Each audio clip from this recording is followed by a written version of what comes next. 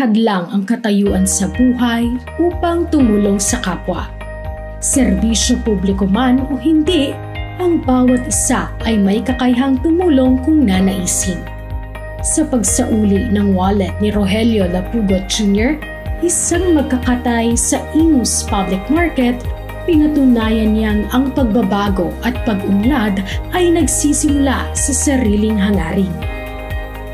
Bali po, nung time po na yun, mga around 8 a.m., pinutusan po ako ng amo ko na bumili ng gulay, ang ulam po nila.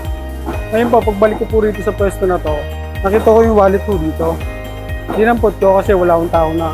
Ngayon po, ang ginawa ko, inilagay ko agad sa bulsa ko. Hindi ko binuksan yung wallet.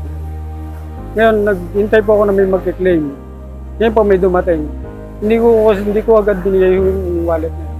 Gusto ko makasure, kaya ako doon dinala sa opisina po ng palengke. Sa nangyari pong gano'n, masaya po ako, yung naramdaman ko masaya. Dahil alam ko pong kailangan ng tao yung wallet. Dahil mahalaga ko sa akin.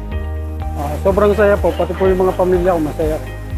Dahil kahit ganitong ordinaryong tao lang ako, nakapagbigay tulong ako sa isang tao. Sa totoo lang naman po, kung ano, magiging honest lang po sa lahat. Para hindi wala masisiyang buhay ng tao, maging honest. Parehas lang po lang.